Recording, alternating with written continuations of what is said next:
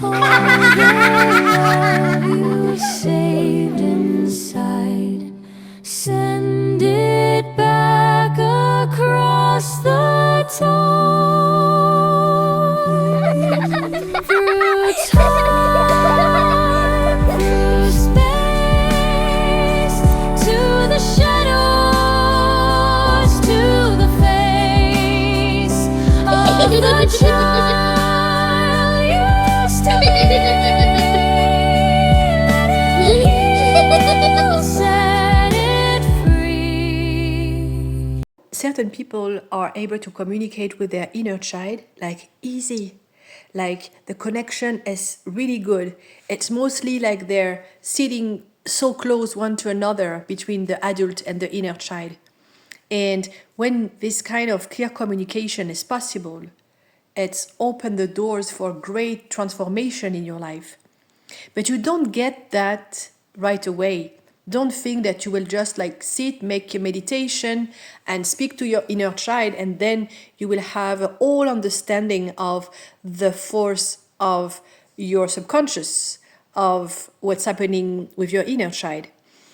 In order to make your inner child communicating with you in a clear way, you need to invest a lot of time taking care of your past, a lot of time loving yourself, loving all the place in the past where you have suffered, and showing your inner child that as an adult, you're here. So, in other words, it means that you need to do a lot of emotional healing, a lot of yoga, breath work, meditation, rituals, until your inner child can really feel the love that you have for it. But the thing is, the problem is, and that's why most of the people maybe that don't have this clear communication with their inner child, most of the time, when we have passed through a lot of violence, we try to put our past on the side and to ignore it and to say, I don't want to deal with it. I just want to be the successful person, this and this. I don't want people to know what happened in my past. I don't want even to think about it. So when you do that, you push away, it's like you're pushing away your inner child. And you tell your inner child, I don't want to hear about you. I don't want to hear about how you feel. So when we are in this kind of dynamics, it's difficult to communicate with your inner child. You can't just show up one day and say, hey, what's up? Why I have so much trouble in my life? Can you explain me? Your inner child won't answer. It will say, hey, you keep ignoring me for so many years. Do you think that I'm going to answer to all your questions right now?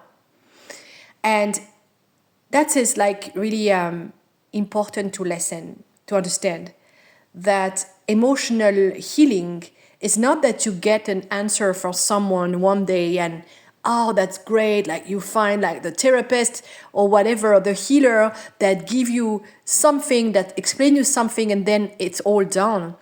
What your healer should do is make you understand that your emotional healing, it's your own task. It's your own duty. So for sure you need to know how to do it, with which tools, how you will be able to love your past, to heal your past.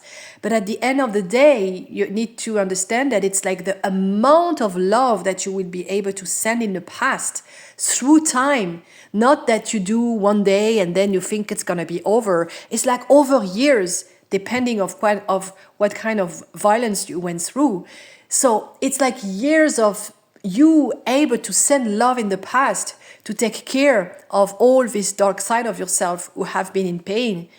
Then, after all that love sending in the past, your inner child will be also sensitive to what you are going through.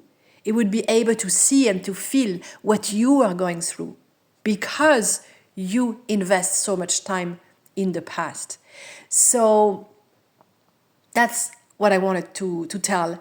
And when you have this ability to have like a clear communication with your inner child, that you feel so close one to another because of the quality and the sincerity and the greatness of your emotional healing, so you can see your life transforming in an amazing way for good, because you have created inside of you an inner harmony and a deep and great love for your shadows, and you're here for them.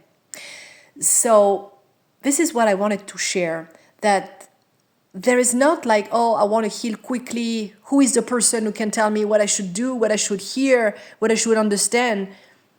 You should understand that emotional healing takes times.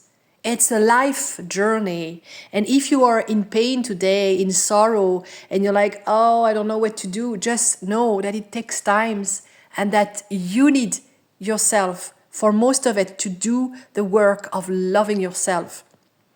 And it's also by able to surround yourself with the right healers, with the right people who really do understand what does that mean to recover, to heal from trauma, and to take responsibility of your past, and to heal it, and to tell, okay, I went through that, and I'm gonna go through it, and more seeing this as a life journey. Don't look at your past and think, oh, I'm gonna heal it and then I'm gonna forget it, and then I'm gonna just do the things that I want to do in my life and so on. No, your past needs to be loved through times and space. Even in your future, you need to care for your past. Even when you will be free of your past, when you will embrace your future, you need to be loving and caring for your past. So, in other words, whatever experience you went through, you have to keep growing through them. You have to keep transforming them through your life. And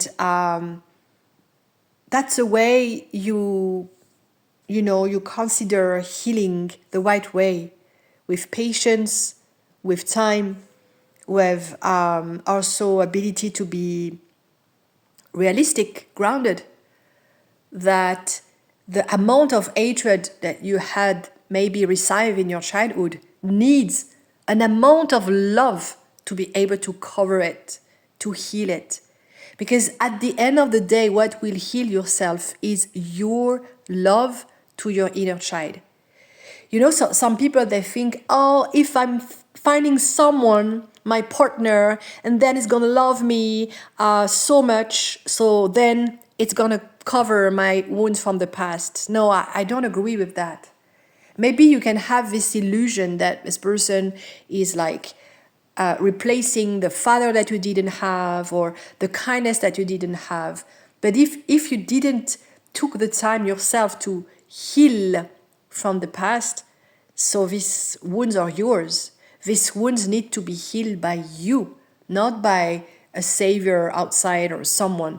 There is amazing healer out there for sure that can really tell you what to do, and what kind of meditation, what kind of ritual, what kind of yoga posture would liberate you from certain feelings from the past, for sure. But at the end of the day, what your inner child is waiting for is you as an adult knocking at the door and say, hey, I'm here for you. I see what you feel. I see where you're blocked. I see what makes you so much sorrow, and I love you so much. And this is what is a great emotional healing. And this is what I propose through Back to Love coaching.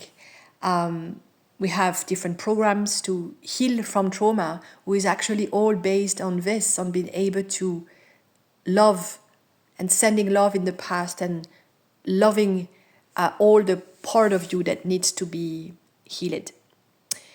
Thank you for listening. That was Back to Love coaching. And as usual, we're going to finish with a song who has been created for the podcast.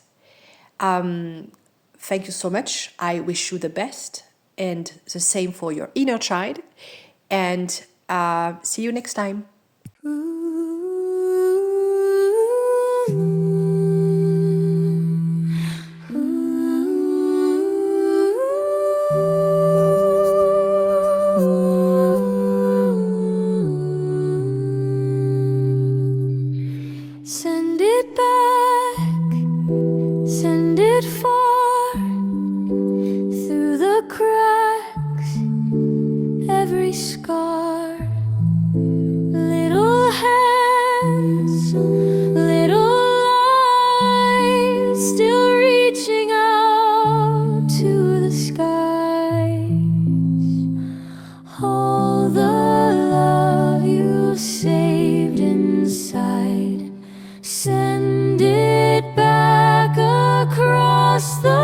time